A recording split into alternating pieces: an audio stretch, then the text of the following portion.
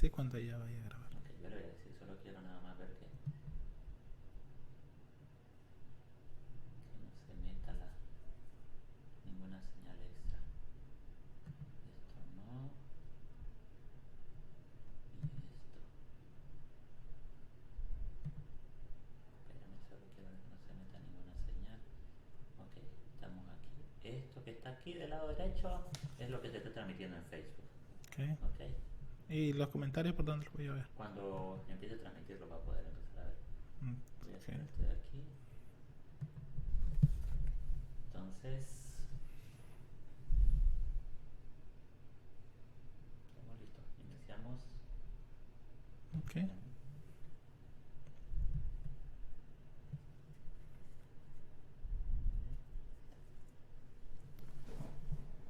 Buenas noches a todas las personas que nos siguen.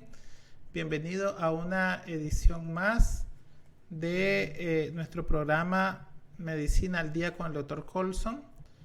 Programa en que lo transmitimos en vivo todos los jueves a las 6:30 de la tarde. Y si no pueden escucharlo en vivo, pueden seguirnos en nuestro canal de YouTube, mismos que están en la parte de abajo de su pantalla. Le invitamos a compartir la entrevista para que llegue a más personas, y también los invitamos y los motivamos a participar. Pueden sugerir temas que sean de su interés para que busquemos al experto en el tema y que podamos aclarar dudas. El programa pues va dirigido tanto a médicos de primer contacto, a pacientes, pero también a especialistas, porque se tocan temas que muchas veces tenemos dudas que hemos arrastrado a veces durante años, y pues aquí se aclaran.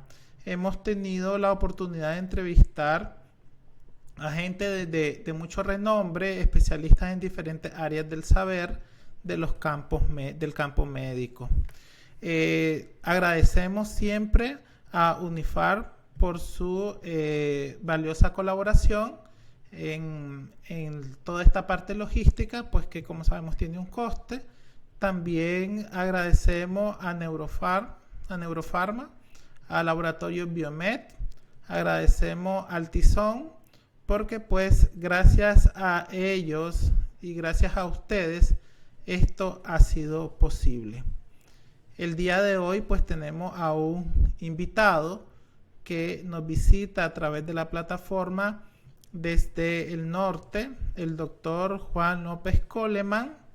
El doctor es especialista en ortopedia y traumatología, quien nos va a hablar, o con quien vamos a conversar, de una patología que es muy común, es muy frecuente. Por ahí la epidemiología dice que 1 de cada 10 personas van a padecer del síndrome del túnel del carpo. Y aunque creeríamos que es fácil el diagnóstico, el tratamiento, como miraremos a lo largo de la charla, pues muchas veces representa un reto, muchas veces existe frustración respecto a la respuesta al tratamiento. A veces los métodos diagnósticos no son 100% expeditos, y pues yo creo de que qué es lo que hacemos en nuestro medio y cómo abordamos este tipo de problemática, que muchas veces no es diagnosticada a tiempo, a veces es subdiagnosticada. La verdad que locales, el doctor me puede corregir, no contamos con una estadística adecuada y que aumenta a lo largo de la vida. Entonces, consideramos de que esta enfermedad es de suma importancia que la abordemos para que hoy discutamos muchos aspectos que van a servir al médico para mejorar el diagnóstico y la práctica clínica. Y al paciente, pues, se le puede aclarar muchas dudas que tienen con respecto a esta enfermedad. Ya pues dado el preámbulo, buenas noches, doctor Juan López Coleman, bienvenido al programa. Es un placer tenerlo acá y en la primera parte nos gustaría que nos hable un poco de su formación. Buenas noches, doctor. ¿Me escucha? Sí, sí, lo escucho, doctor. Y primeramente quiero agradecer al doctor Colson, amigo, colega, por invitarme a esta entrevista. También quisiera agradecer a todo el equipo de Neurofarma por hacer posible la misma. Y como ya hablaba el doctor, yo soy el doctor Juan Enrique López Colema. Soy ortopedista y traumatólogo, egresado de Lenín Fonseca, y también hice una alta especialidad en cirugía articular y artroscopía en México. Hace, qué sé yo, hace como más o menos 2 meses, un mes y medio, perdón, regresé. Y estamos por acá en Estelí, en el norte.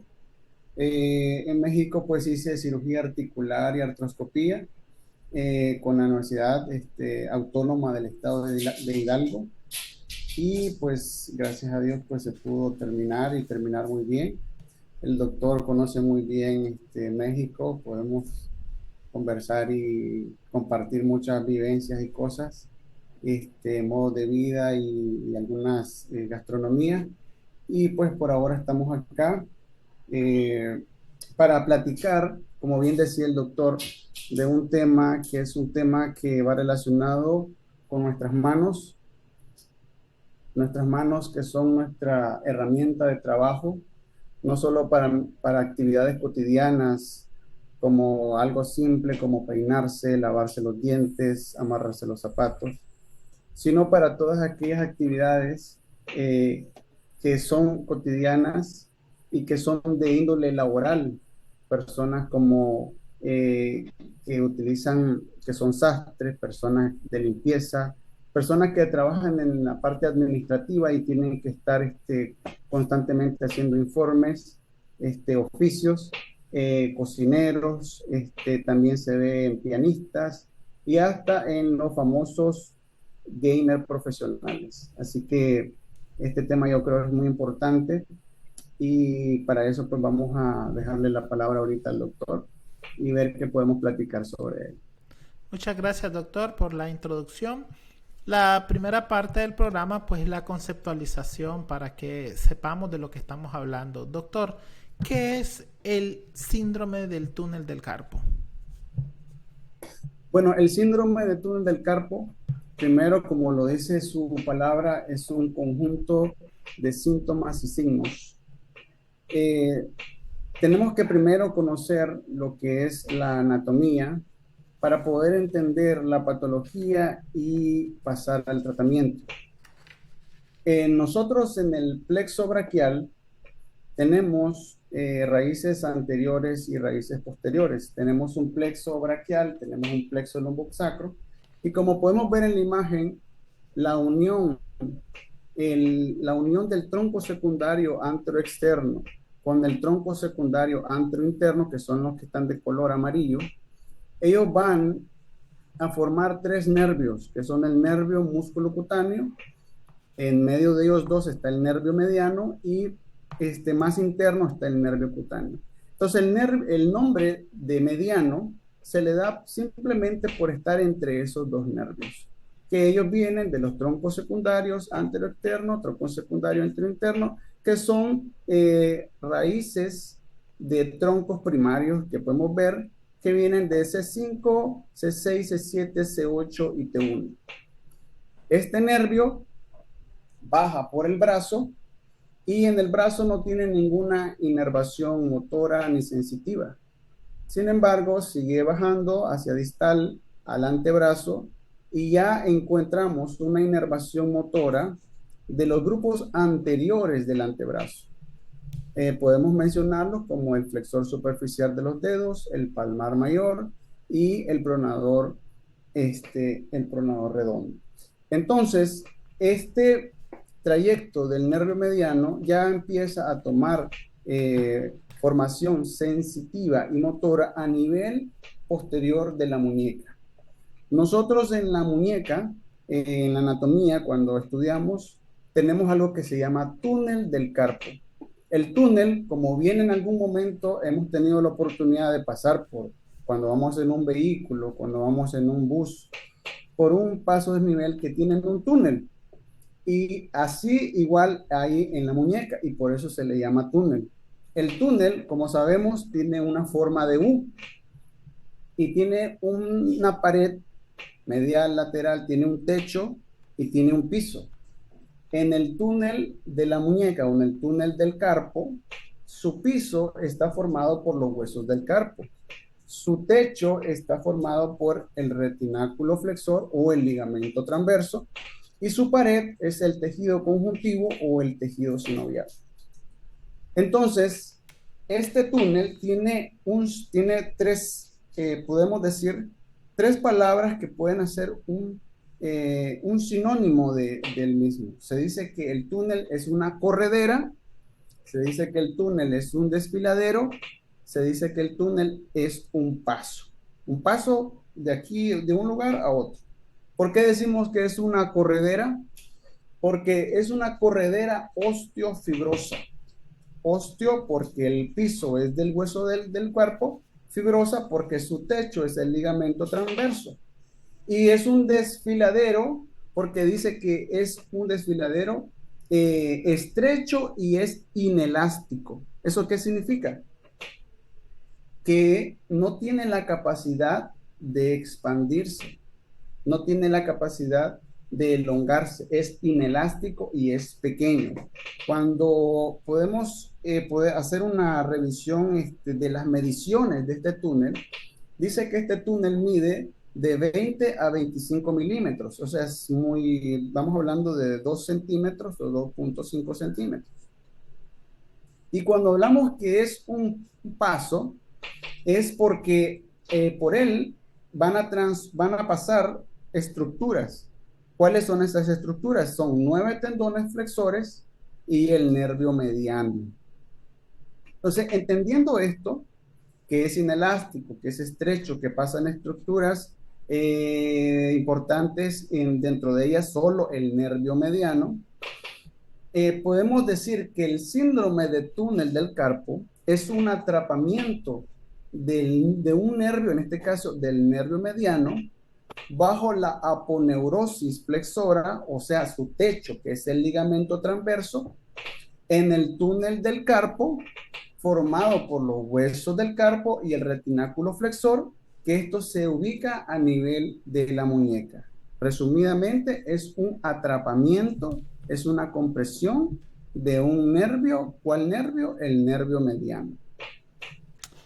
Cuando nosotros hablamos de neuropatía por atrapamiento, es no más que una raíz o un nervio queda atrapado en alguna estructura, la comprime y termina por lesionarla. El túnel del carpo, el síndrome de túnel del carpo, es la más frecuente de todo este grupo de patologías.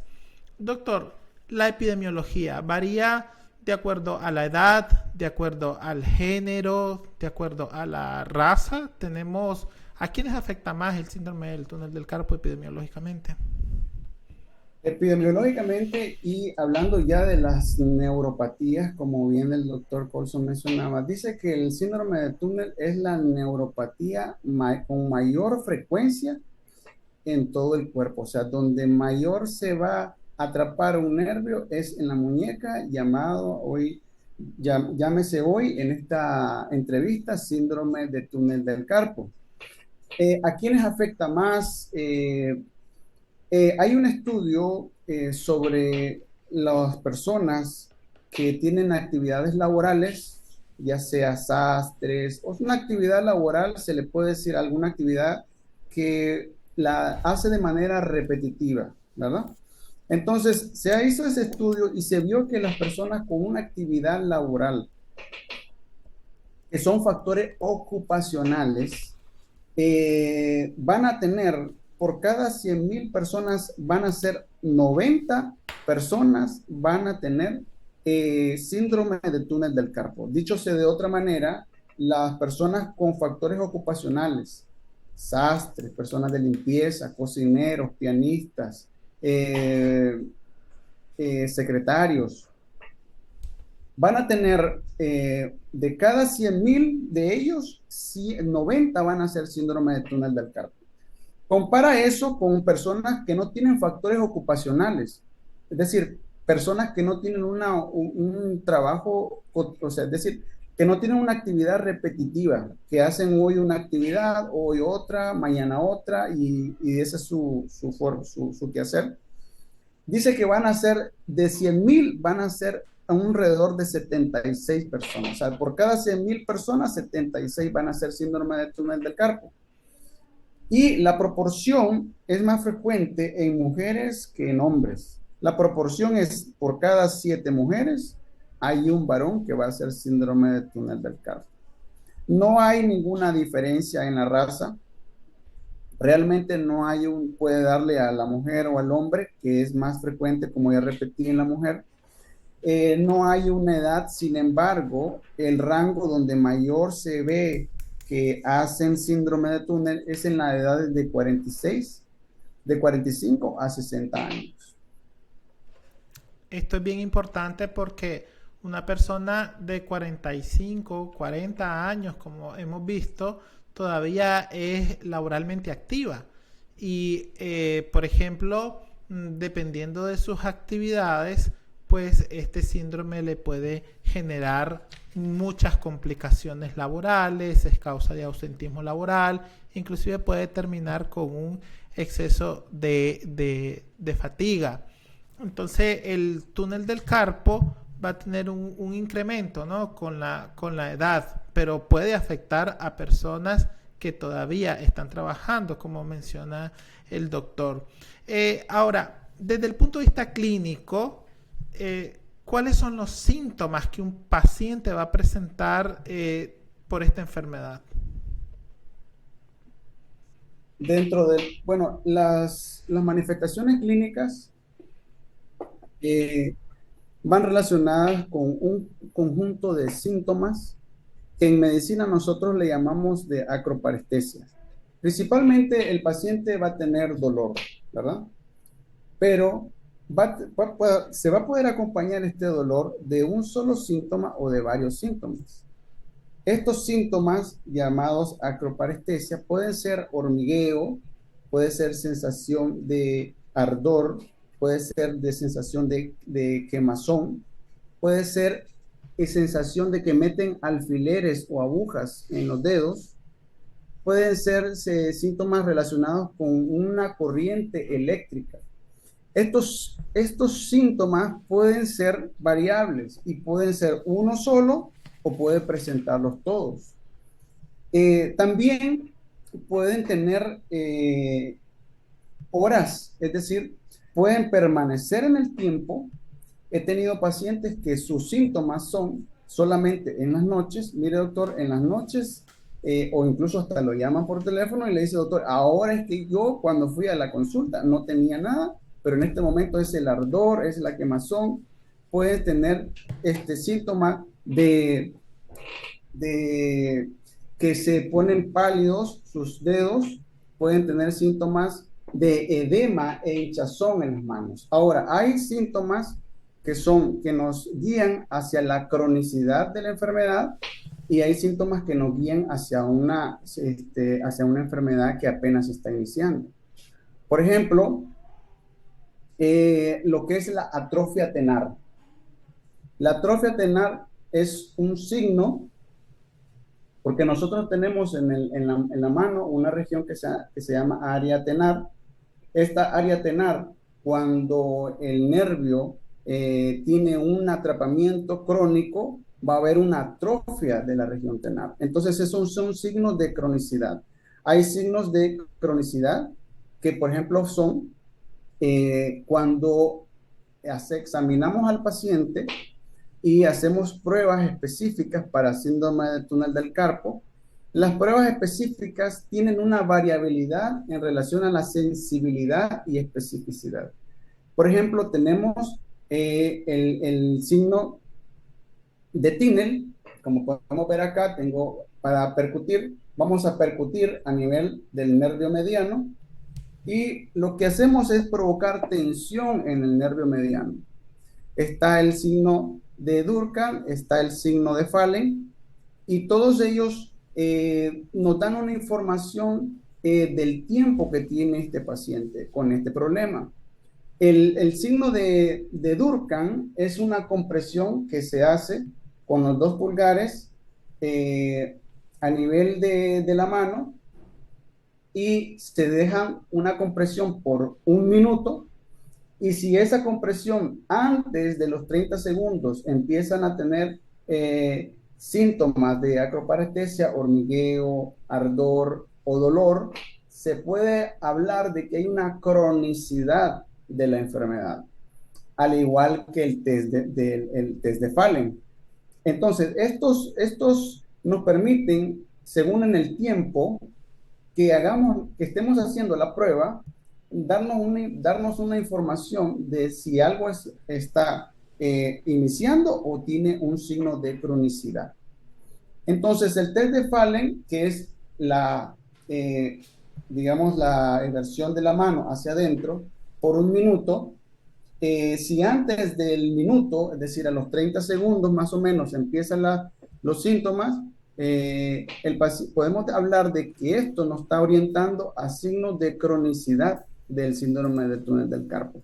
Repito, estos 3 test, el TINEL, que es la percusión a nivel del túnel del carpo, y el test de Fallen y el de Durkheim, que es prácticamente provocar una tensión en el nervio mediano, lo que busca es estimular o provocar la compresión del retináculo flexor, que es el techo del túnel del carpo, sobre el nervio mediano, para provocar de esta manera síntomas y poder valorar la cronicidad de la enfermedad.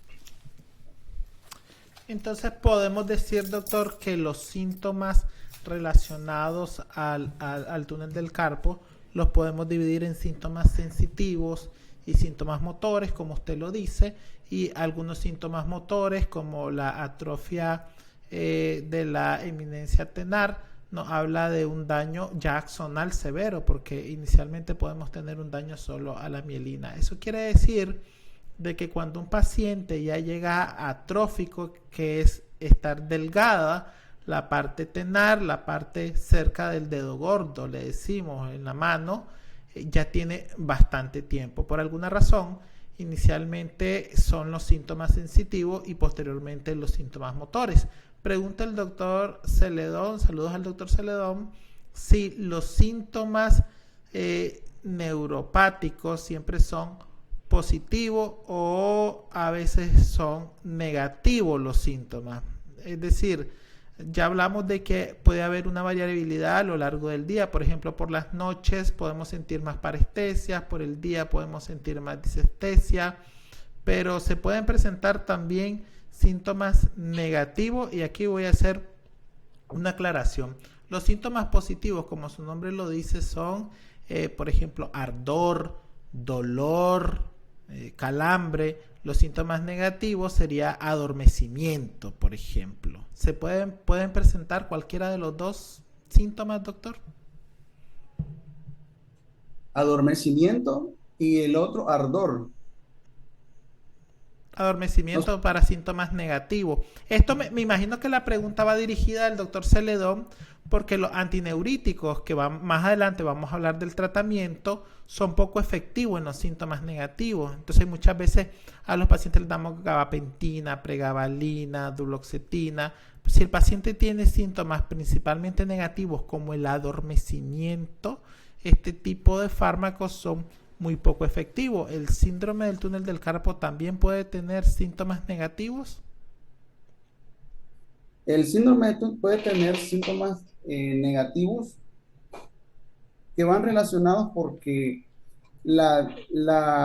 cuando estudiamos la fisiopatología del síndrome del túnel del carpo, lo que ocurre primeramente es una desmielinización sensitiva y motora.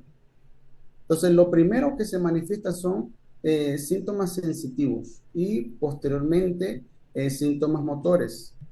Cuando ya la desmielinización por un proceso compresivo e isquémico traspasa la capacidad fisiológica del nervio y este es de manera repetitiva, entonces ya hay pérdida axonal, sensitiva y motora.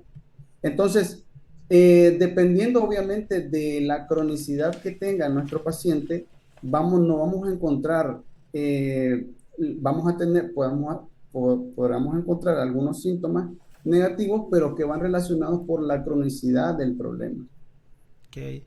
Existen muchos factores, uno de esos usted ya los mencionaba, doctor, que tiene que ver con la parte laboral. Por ahí algunos artículos están un poco más a favor que otros, pero en general siempre hemos tenido esa concepción y nosotros miramos pues que los pacientes oficinistas, etcétera, tienen más riesgo de esto. Otro factor que usted ya también lo aclaró tiene que ver con la edad, pero en la práctica clínica también son la puerta o como una bandera roja para buscar otras enfermedades. ¿Tiene asociación el túnel del carpo con enfermedades como diabetes, hipotiroidismo, enfermedades autoinmunes, obesidad y embarazo? Sí, esto sería como a quienes afecta más. Se Uh-huh. ha visto que hay una relación muy frecuente con la diabetes mellitus para el síndrome de túnel del carpo, todas aquellas enfermedades del tejido conjuntivo, como artritis reumatoidea. Se ha visto también una relación con el hipotiroidismo. Se ha visto una relación muy frecuente con la obesidad y con el embarazo también. Pero hay factores constitucionales que van relacionados con el síndrome del túnel del carpo. ¿Cuáles pueden ser? Por ejemplo, todas aquellas anomalías que vayan a afectar como tal la formación del túnel, va a tener un factor directo en la región interna que va a dar un fenómeno de ocupación y por ende pues va a comprometer, a comprimir más el nervio mediano. Estos factores constitucionales pueden ser heredados, es decir, ya el paciente nació con esa malformación, o puede ser secundarios o añadidos, como por ejemplo pueden ser fracturas, injurias a nivel de la muñeca, contusiones, quemaduras. Entonces, estos van a afectar de manera externa lo que es por un fenómeno compresivo al túnel del carpo. Entonces, podemos decir que hay una relación muy fuerte de todas estas enfermedades con el síndrome del túnel del carpo. También se ha visto que las personas con problemas de elasticidad, personas que tienen problemas para desarrollar o a realizar tejido fibroso, van a desarrollar también síndrome de túnel del carpo. Y estos son factores ya constitucionales, no son factores añadidos por enfermedades. Entonces, tal vez no sería mala idea cuando diagnostiquemos un síndrome de túnel del carpo, indagar un poco más sobre alguna condición subyacente. ¿Qué opinión le merece? O, por ejemplo, diagnosticamos síndrome del túnel del carpo, le damos tratamiento o termina en cirugía, que ya vamos a hablar de eso. O, pues, le investigaríamos otras cosas como factor predisponente de esta enfermedad. Para esto debemos hacer un adecuado interrogatorio, una adecuada historia clínica, porque, por ejemplo, podemos tener factores ocupacionales que nos van a hacer pensar en un síndrome de túnel del carpo y entraríamos ya a un diagnóstico diferencial que podría ser solamente una tendinitis de los tendones flexores por una actividad meramente repetitiva y que no viene incursionando en un fenómeno, en un atrapamiento nervioso directamente. hablamos de que, como usted bien lo ha mencionado, que el diagnóstico es eminentemente clínico.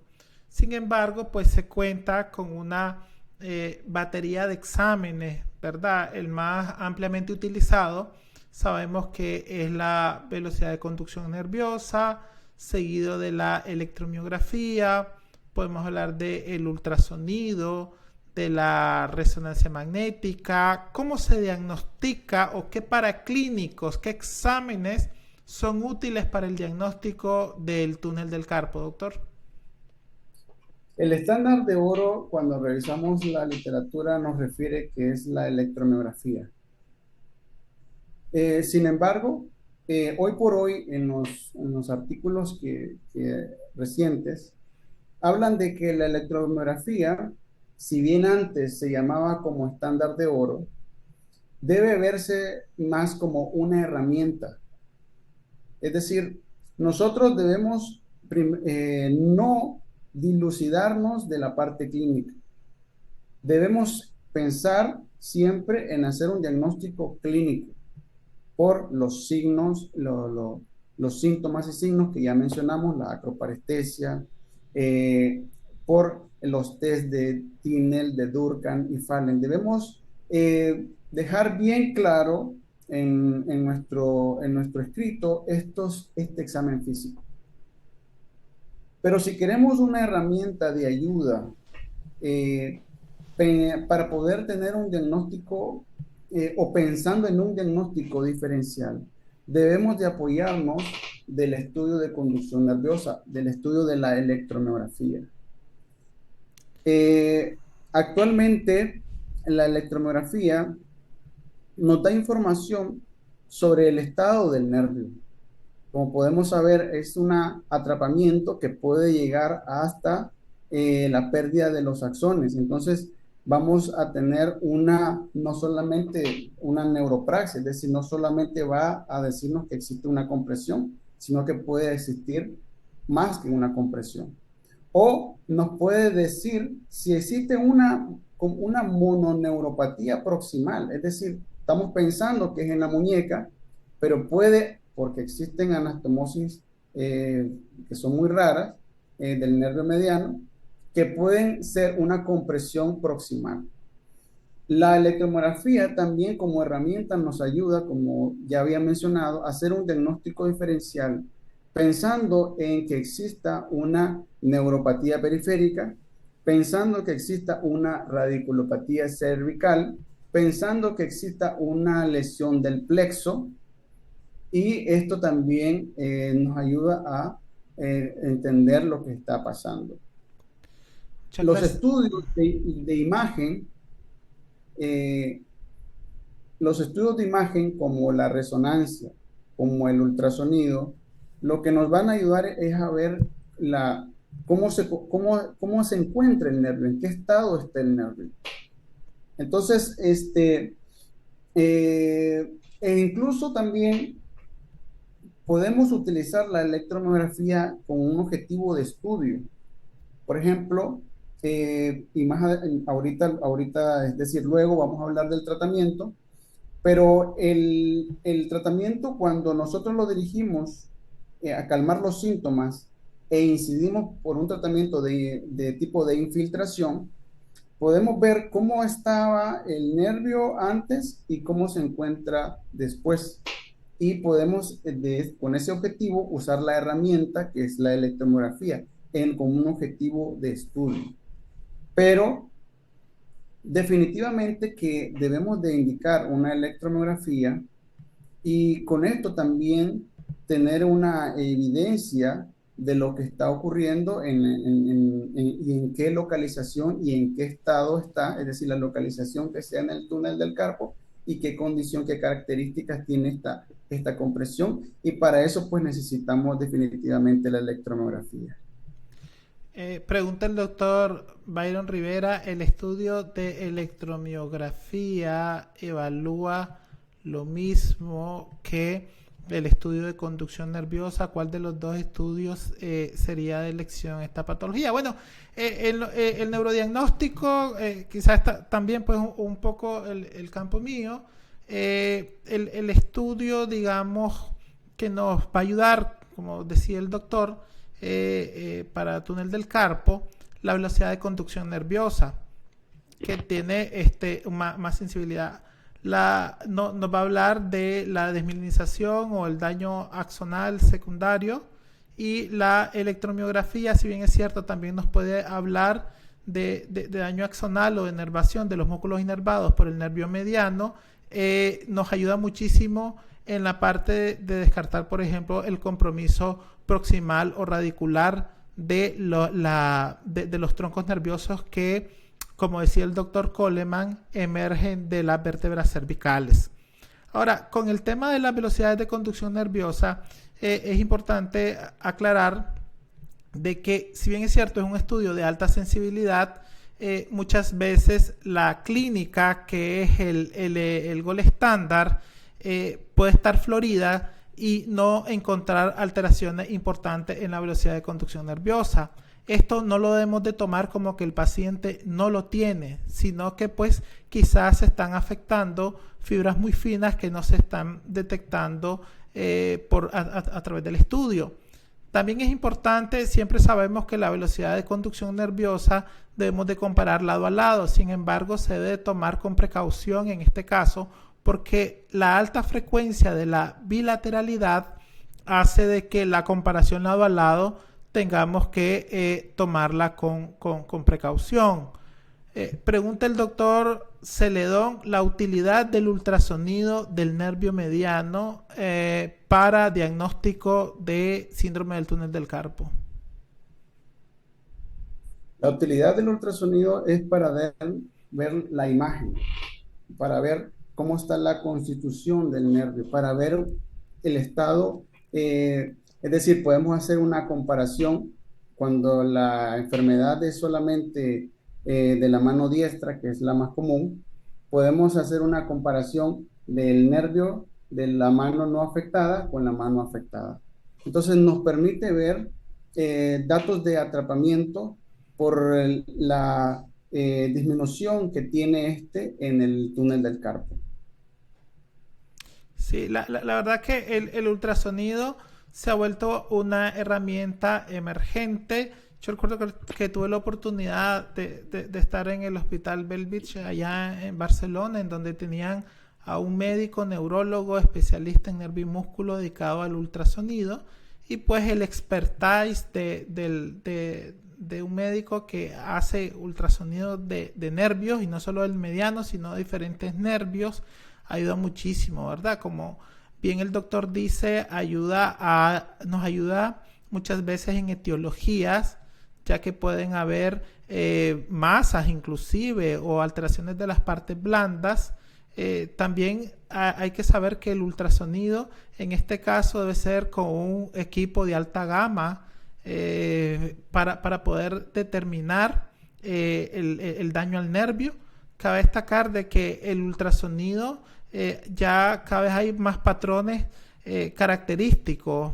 Cuando en el área de la compresión podemos ver cambio en el tamaño del nervio, a diferencia de las porciones proximales o distales a la compresión, donde estas pueden estar disminuidas y en el área de compresión pueden estar aumentadas por el proceso inflamatorio. De hecho, hay un artículo bastante interesante que ya tiene sus años, es de Lancet del 2016, en donde ellos establecieron a través de un ensayo, un estudio clínico de más de 1000 pacientes, una sensibilidad del 87% y una especificidad del 77% para el diagnóstico del túnel del carpo. Sin embargo, tiene la desventaja de que es muy operador dependiente, que en nuestro país, por ejemplo, el radiólogo no tiene formación en ultrasonido del nervio. Así que por esta parte, si bien es cierto, es una herramienta que es no invasiva, es una herramienta no dolorosa, es una herramienta de bajo costo, requiere mucha expertise de quien lo va a realizar. Hasta la fecha es una herramienta de apoyo, y no ha logrado superar la velocidad de conducción nerviosa. La resonancia magnética, doctor, la resonancia magnética es un estudio costoso, pero tiene utilidad en el diagnóstico del túnel del carpo, del síndrome del túnel del carpo. Permite, bueno, la resonancia magnética va a tener como estudio de partes blandas, en su principal indicación, va a tener una mayor especificidad en cuanto a las características que tenga el nervio. También nos va a permitir, en caso de querer valorar otras estructuras o pensando en un fenómeno constitucional ocupante, llámese un tumor que esté cercano a esa zona, nos va a permitir también valorar qué características tiene. Como tal, va dirigido va dirigido para valorar una imagen, es decir, no nos permite, como ya el doctor había explicado, determinar cómo está la transmisión o la conducción, pero sí nos permite ver una imagen más detallada de las características que tiene este nervio. Se puede ver un fenómeno compresivo del mismo y por ende pues hacer el diagnóstico de un atrapamiento. Pero la resonancia magnética es un estudio costoso y que realmente pues hay por la misma característica no hay muchos estudios que hablen sobre como estándar de oro para el diagnóstico del síndrome del túnel del carpo, y se va quedando siempre con estudios de que hablan sobre la parte de la electromiografía como utilidad y no dejando siempre la parte clínica, que es la más importante. Claro que sí, y si bien es cierto, bajo ninguna circunstancia debe ser la resonancia magnética rutinaria en el diagnóstico del túnel del carpo, pero con todos los avances que cada vez vemos en resonancia magnética, seguro va a ocupar un lugar importante, quizás en la patología. Claro, siempre en el medio de esto, los altos costes, y que tenemos hasta la fecha un estudio bastante sensible y específico como es la velocidad de conducción nerviosa. Doctor, vamos a dedicarle esta parte a algo que es fundamental, que es el tema del tratamiento. Ya sabemos que el tratamiento lo vamos a dividir en tratamiento médico, tratamiento quirúrgico, y el tratamiento médico lo vamos a dividir en tratamiento farmacológico, no farmacológico. El quirúrgico lo vamos a dividir en la cirugía abierta, la cirugía mínimamente invasiva, la endocirugía o la cirugía guiada. El tratamiento médico. ¿Cuál es el tratamiento médico del síndrome del túnel del carpo y qué eficacia tiene el tratamiento? La eficacia del tratamiento, bueno, el tratamiento lo podemos dividir, como manejo conservador y manejo quirúrgico.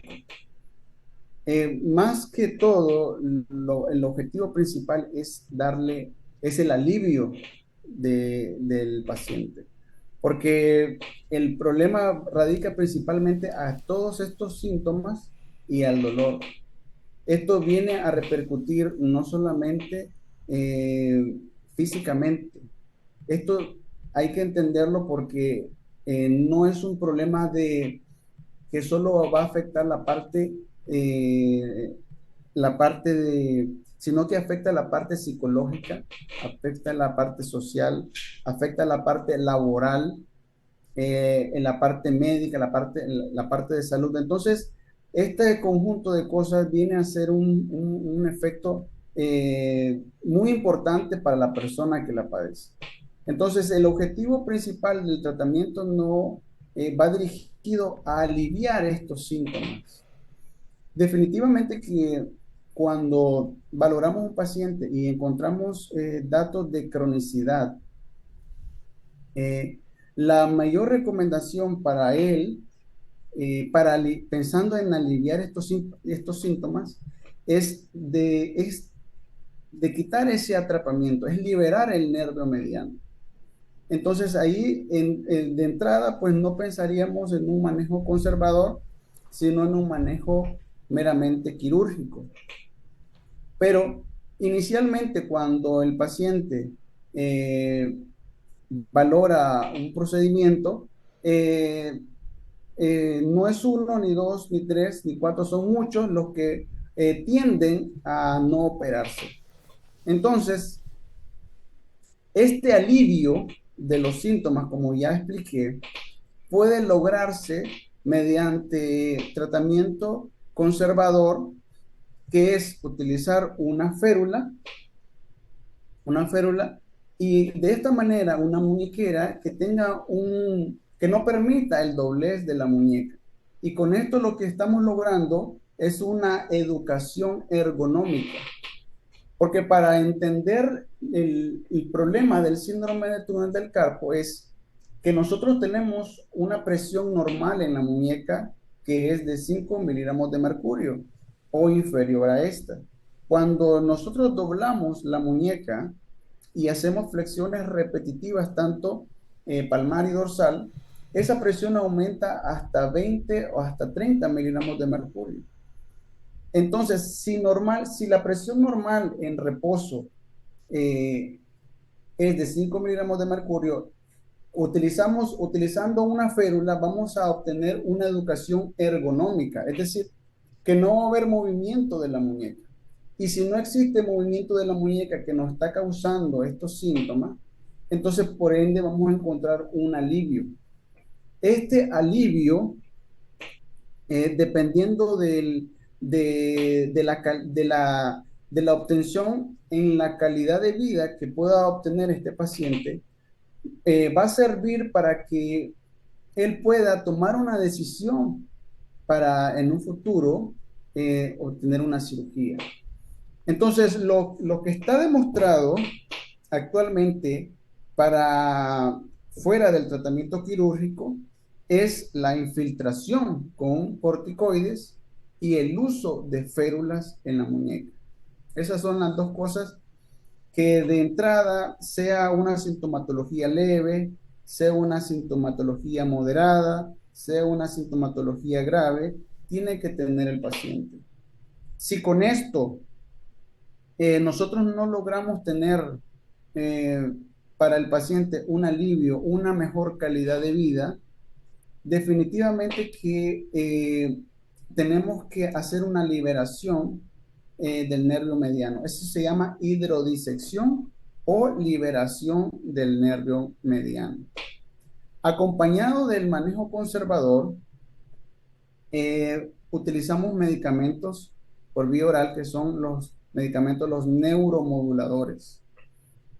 Como pudimos entender al inicio, lo que ocurre es una desmielinización sensitiva y motora, y necesitamos un medicamento que en cierta forma sea un mieloprotector. Entonces, el medicamento que indicamos, en este caso, utilizamos el núcleo CMP, y también para ayudar o ayudante del dolor, utilizamos la gabapentina o la pregabalina.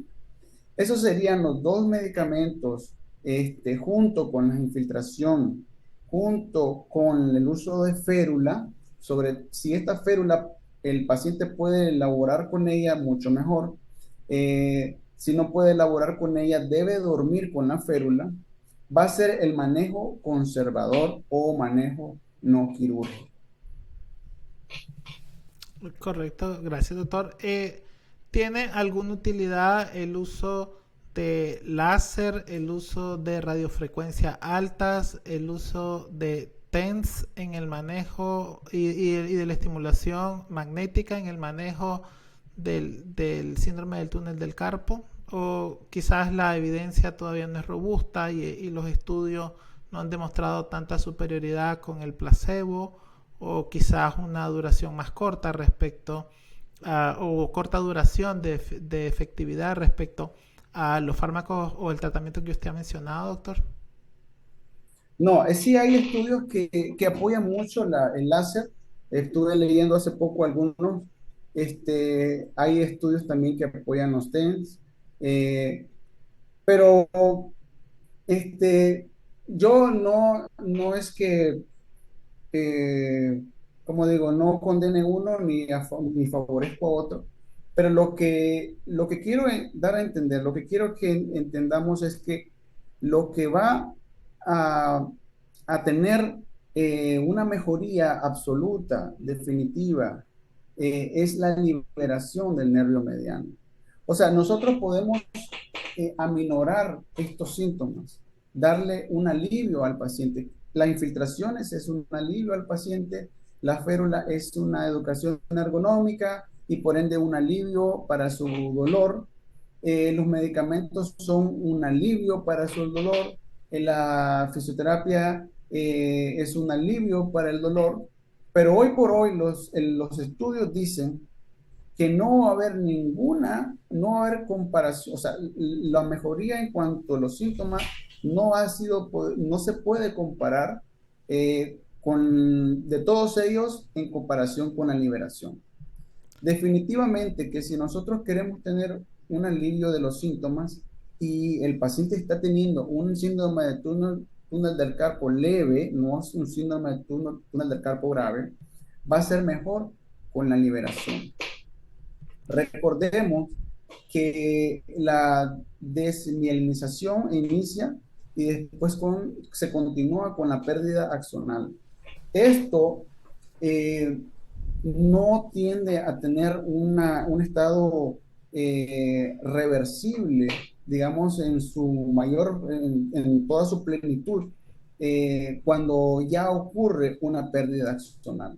Es decir, que si nosotros queremos que no ocurra unas secuelas mayores en nuestras manos, la mejor recomendación sería hacer una cirugía y hacer una liberación del nervio mediano. Sí, de hecho, estuve revisando que la eficacia del tratamiento en los diferentes ensayos clínicos y metaanálisis va entre el 10 al 40% del tratamiento médico, dependiendo mucho del grado de daño, las comorbilidades y la tolerancia a los mismos. Sabemos que, como usted bien lo dice, doctor, el tratamiento más efectivo es el quirúrgico. ¿Hay alguna diferencia entre la cirugía abierta, la cirugía mínimamente invasiva y la endocirugía? Bueno, hay estudios que van a apoyar la liberación por vía artroscópica y hay estudios que van a continuar siempre con la liberación de manera abierta. De esto yo he participado en congresos y lo que estudios han dicho, los expositores también han dicho, porque es un tema que se defiende una cosa, otros defienden otra cosa, es que la liberación abierta es mucho mejor y que tiende a tener menos porcentaje de recidivas. Porque se ha visto que la liberación endoscópica, la liberación artroscópica o mínimamente invasiva tiende a tener en los pacientes mayor índice de recidivas que la liberación abierta. La liberación abierta no se debe entender como una incisión grande. Las incisiones que realizo yo no son grandes, tienen como más o menos unos 1 centímetro o 2, y por ahí se puede ver una imagen de la cirugía. Esa imagen fue de una paciente que yo operé, se operó las 2 manos y ese es el tamaño de la incisión. Entonces, con ella uno puede corroborar realmente que la hidrodisección o la sección del retináculo flexor o del ligamento transverso se pueda hacer, y se puede también hacer se puede también llevar al paciente a ver su mano. Es decir, cuando es una anestesia local, lo que hago yo es que elevo la mano y le pido al paciente que mueva su mano. Eso le da tranquilidad al paciente, porque el miedo de esta enfermedad es cómo voy a quedar mi mano. El paciente cercano a mí se operó de lo mismo y no quedó bien de su mano. Entonces, una manera de tranquilidad para mí es cuando hago la liberación, elevo la mano y le pido al paciente, cuando solo es anestesia local, le pido al paciente que flexione los dedos. Entonces, esto da la seguridad de que no se lesionó el nervio, que se liberó bien, y incluso el color de la mano cambia, o sea, ya no se ve, ya hay una coloración rojiza, ya hay una coloración pálida. Entonces, todo esto permite tener una valoración más segura de la liberación que se está haciendo. Personalmente yo me inclino más a la liberación abierta, que me ha dado buenos resultados y hasta el momento pues no he tenido ninguna secuela o recidiva de la misma. Doctor, en 2 minutos vamos a contestar un par de preguntas. Uno, pregunta la doctora Amelie Mercado, ¿cuánto tiempo se debe de utilizar la férula? Y el porcentaje de complicaciones de la cirugía, que preguntan por ahí un paciente que pues fue operado y los resultados no fueron tan buenos. Si la férula debe tenerla por lo menos, debe estar por lo menos en horas nocturnas, por lo menos de 10 a 8 horas debe utilizarla, la férula. Repito, si la férula la puede utilizar durante sus actividades laborales, pues no hay ningún problema. Lo que queremos es la neutralidad de la mano. Lo que queremos es la postura que no tenga compresión el nervio mediano y darle de esta manera un proceso de desinflamación del mismo. Entiéndase de esa manera. En cuanto a las complicaciones pues están descritas aún. Bueno, el síndrome de túnel del carpo no se debe de ver como una cirugía así muy. Debe hacerse en un medio correcto, debe hacerse en un quirófano, debe tener todas las medidas de asepsia y antisepsia, debe de existir una valoración correcta del estado de la enfermedad. Si ya el estado de la enfermedad tiene datos de cronicidad, lo que estamos haciendo es ayudando a que esta enfermedad no progrese. Es muy difícil con esta regresar al tono, a la parte motora y sensitiva que anteriormente tenía. Yo por eso recomiendo que la persona que tenga síndrome de túnel considere mucho no dejarlo pasar mucho tiempo, obviamente haciendo un tratamiento conservador y definitivamente no tiene una mejoría clínica, pues yo no recomiendo dejar pasar más tiempo esta enfermedad, porque de lo contrario pues las secuelas pues van a quedar y no va a ser tanto por el médico, en este caso pues que haya hecho el procedimiento. También puedo recomendar que esta cirugía debe hacerse por alguien realmente que ha tenido un buen entrenamiento en ella, porque de lo contrario la liberación no es correcta, o sea, no es completa y puede crear otra vez una pseudo retináculo o pseudo ligamento transverso, que es el techo que comprime al nervio mediano y por ende volver a tener una residual de la patología. Entonces, va a depender la secuela del grado de afectación que tenga este nervio. Muchas gracias, doctor. La verdad que el porcentaje de complicaciones no es muy alto, por ahí andará entre un 15%, pero el grado de complicaciones importantes apenas es el 0.5% de manera global. Uno de las complicaciones es el complejo doloroso carpiano, que a veces se da en la cirugía. Pues recordar que los invitamos a compartir. Acordarse de que mientras a más personas lleguen, pues más nos vamos a educar de primera mano con los expertos en este tema y nuestros pacientes van a tener excelentes resultados. Reiterar nuestro agradecimiento a nuestros patrocinadores Luminova de Unifarm, Tizón, Neurofarma, Biomet, un laboratorio confiable y certificado. Doctor, en 2 minutos, comentarios finales. Bueno, quiero reiterar mi agradecimiento por la invitación, reiterar mi agradecimiento a todo el equipo de Neurofarma. Estamos con el ánimo de seguir aportando en la medida de lo posible en la parte docente y también en la parte médica, colaborar con las otras, con los otros lugares, y en caso pues que alguna persona considere necesaria una valoración, puede comunicarse en este caso con la clínica, y de esta manera pues poder agendar una valoración y poder valorarse. Bueno, muchísimas gracias al doctor López Coleman por su valiosísimo aporte en esta enfermedad. Que las manos se le adormezcan, como comúnmente dicen los pacientes, puede ser un dato inicial o quizás ya de una cierta evolución de este problema, que mientras más temprano se trate, mejor pronóstico va a tener. Bueno, muchísimas gracias a todos por haber estado conectados con nosotros y tengan buenas noches. Doctor, hasta la próxima. Esperamos que esta no sea la última vez. Gracias, doctor.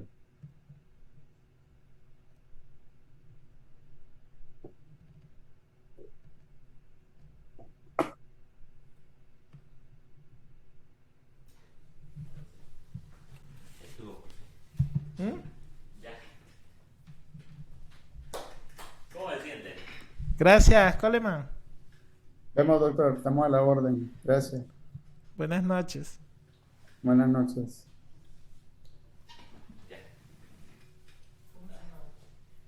Ya vamos a cerrar aquí.